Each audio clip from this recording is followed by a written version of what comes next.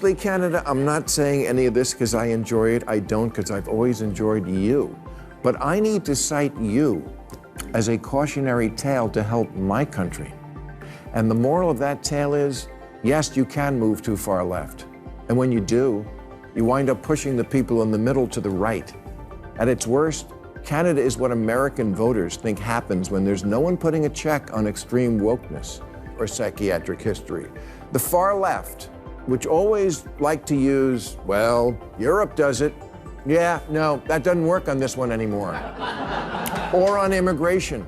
Sweden opened its borders to over 1.5 million immigrants since 2010, and now 20% of its citizens are foreign-born, and its education system is tanking. Bill Maher doesn't usually go after other countries, but when Democrats start fantasizing, he steps in fast. Ever since Donald Trump returned to power, the left's been dreaming about moving to Canada. Maher just shattered that illusion, and what he said has people seriously rattled. Well, if we want to save our country, we should follow the advice good liberals have given for decades and learn from other countries. Especially those beacons of progressivism like Canada, England, and Scandinavia. And I agree we should, as long as we're honest about the lessons we're learning, and as long as we're up to date on the current data, such as the unemployment rate in the US is 3.8%, and in Canada it's 6.1%. And of the 15 North American cities with the worst air pollution, 14 are in Canada. I'm not citing these stats because I have it out for Canada. I love Canada and its people and always have. But I hate zombie lies. Zombie lies. Came out swinging. No filter, no hesitation. For years, Democrats like Bernie Sanders and Alexandria Ocasio-Cortez have sold Canada as a progressive paradise healthcare. Social programs, the whole package. Maher calls it what it is, recycled talking points. His argument: these aren't solutions, they're narratives designed to make America look broken by comparison. There's only one problem with thinking everything's better in Canada. It's not. Not anymore, anyway.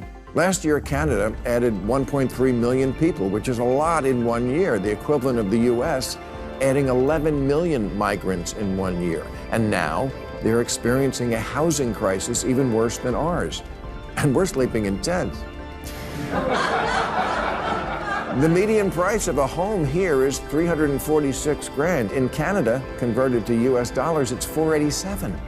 If Barbie moved to Winnipeg, she wouldn't be able to afford her dream house, and Ken would be working at Tim Hortons. Then he goes straight at immigration. Maher points to Canada taking in over 1 million immigrants in a single year and says the pressure is showing. Housing costs, surging ownership, out of reach. Economy strained. His message is simple: policy has consequences. And because of mortgage debt, Canada has the highest debt to GDP ratio of any G7 nation. I don't know what that means, but it sounds bad.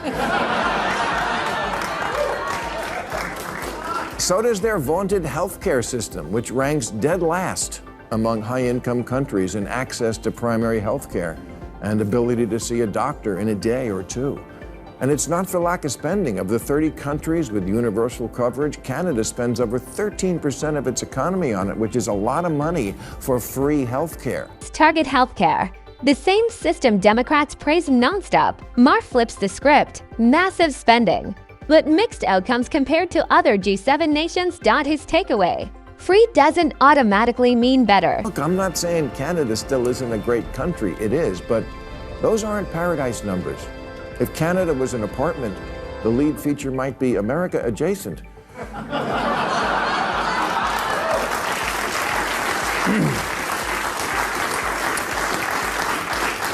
And if America was a rental car, Canada would be America or similar. And again, honestly, Canada, I'm not saying any of this because I enjoy it. I don't because I've always enjoyed you. But I need to cite you as a cautionary tale to help my country. And the moral of that tale is, yes, you can move too far left. And when you do, you wind up pushing the people in the middle to the right. And then comes the cultural angle. Maher argues Canada didn't just adopt progressive ideology, it accelerated it. Not just inclusion, but a deeper shift in institutions, language, and public debate. They say in politics, liberals are the gas pedal and conservatives are the brakes. And I'm generally with the gas pedal, but not if we're driving off a cliff. On the trans issue, America is no ands, ifs, or buts about it, absolutely alone in the world now, an outlier country. Last month, England's National Health Service announced that there's not enough evidence to support the safety or clinical effectiveness of puberty blockers for third. He doubles down, according to Maher. Debate is getting harder, not easier. Disagree and watch how fast things escalate. His warning: America might be heading down the same road and not learning from it. So too with all the other good place countries, in direct opposition to America's choice to affirm children's wishes on switching gender, no matter the age or psychiatric history.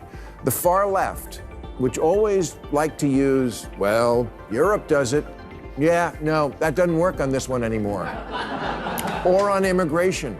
Sweden opened its borders to over 1.5 million immigrants since 2010, and now 20% of its citizens are foreign-born, and its education system is tanking, and it has Europe's highest rate of gangland killing. Maher brings in Sweden next. Once stable, now facing serious debates over immigration and social cohesion.